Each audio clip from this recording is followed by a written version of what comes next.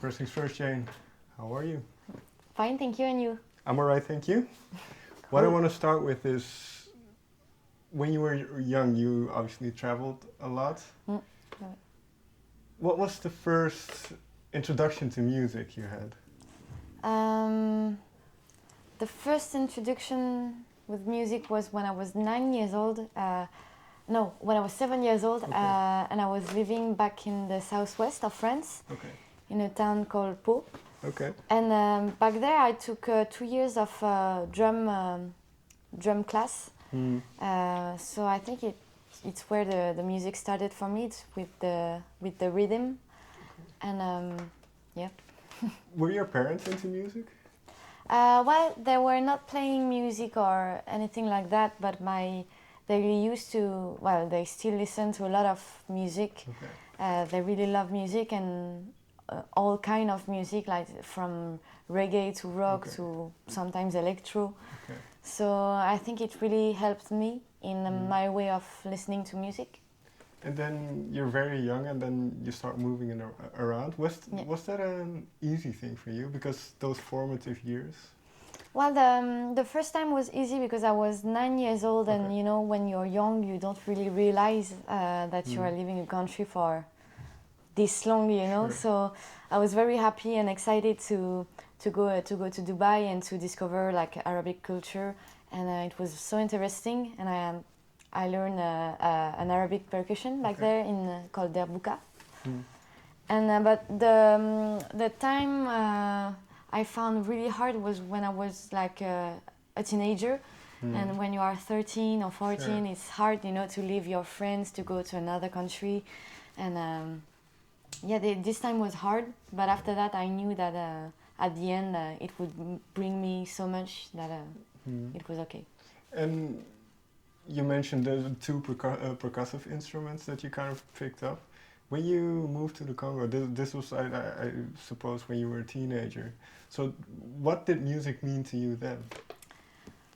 Well, music was like always around me. I used to listen, I still listen a lot of music, just like my parents, different kind of music. And you know, every time in the morning to go to school, I used to listen to songs, and after I used to play, and so it was always something very natural for me and always around since I'm a child, since I was a child. So yeah, it's a natural process, I would say.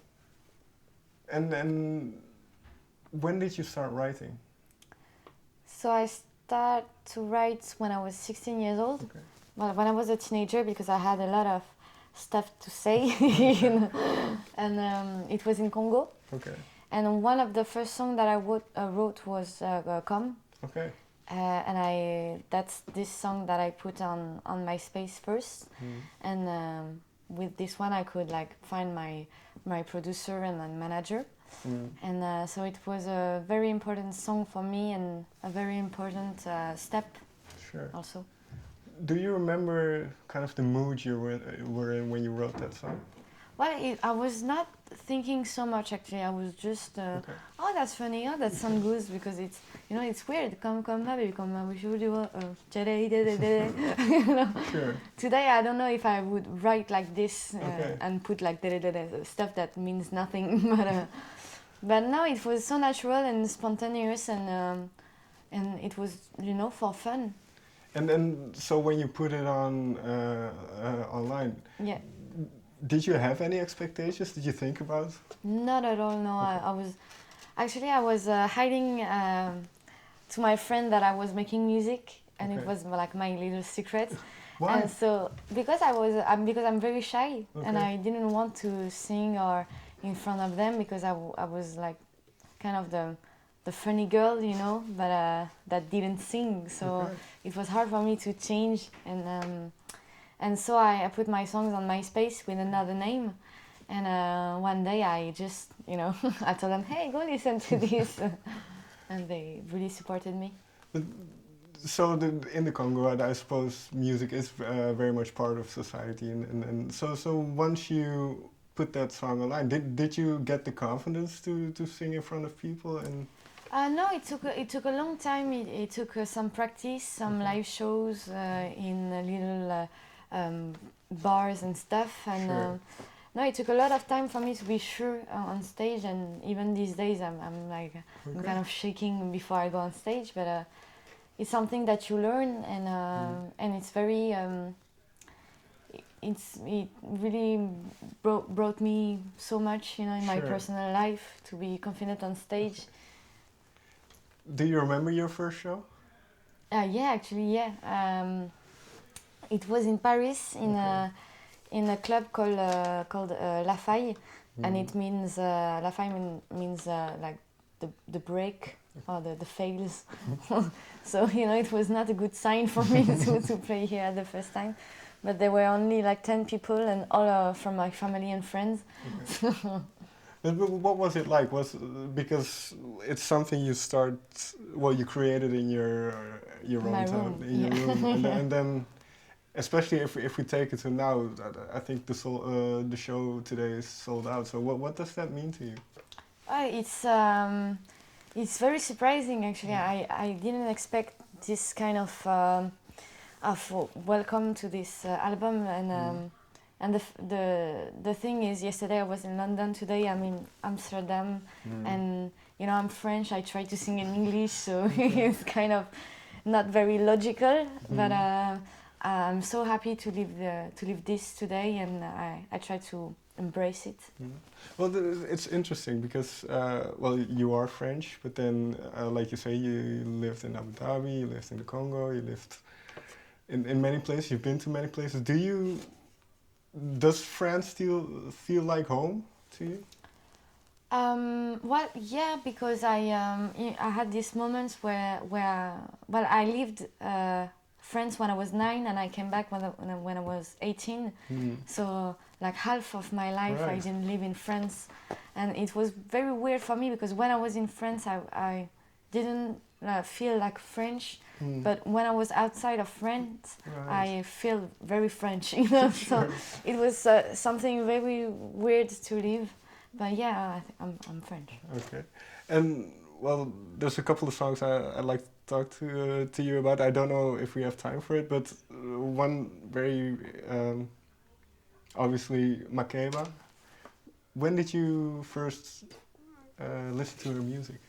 I don't really remember because I was very small, you know, and it was the song Pata Pata. And I really loved it, and I didn't understand a word, but still I was a child, and I was like, I love this, and her voice just grew up with me because I still listen a lot of her songs, and her voice is so warm, and I like this figure of a strong woman, you know. So it really inspired me, and I realized that a lot of my friends didn't know about her. Okay.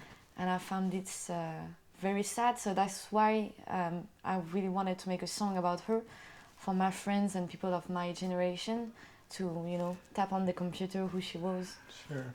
And well, you mentioned that obviously she was a civil rights activist, and so was that important to have that a person like her as a role model?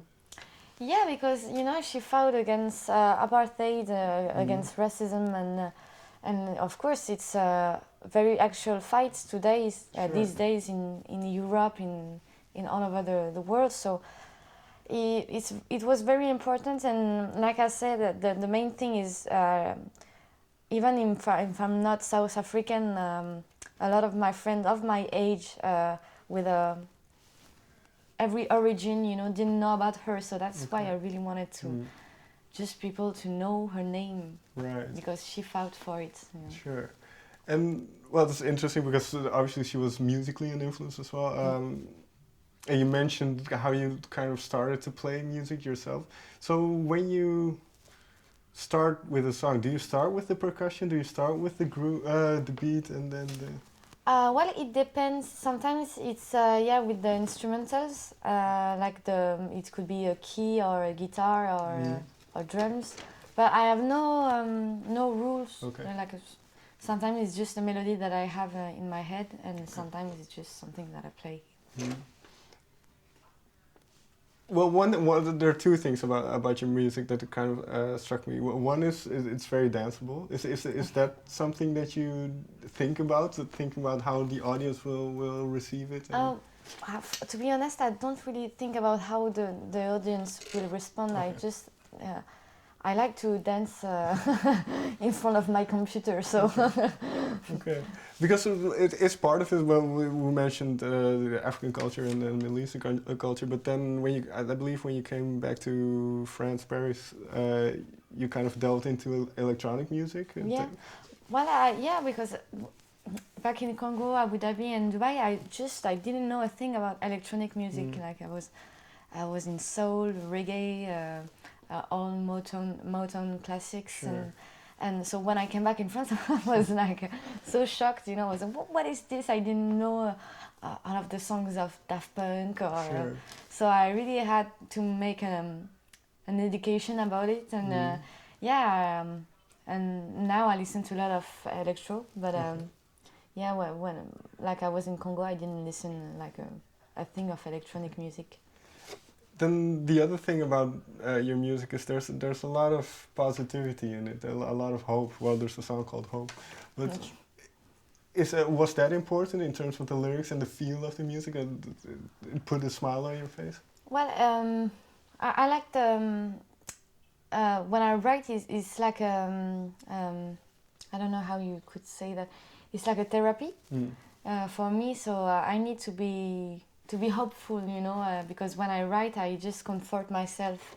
Sure. And I think I hope it will comfort other person that will listen to it. And I always see music as very like bright and sunny, and that's the kind of music that I like.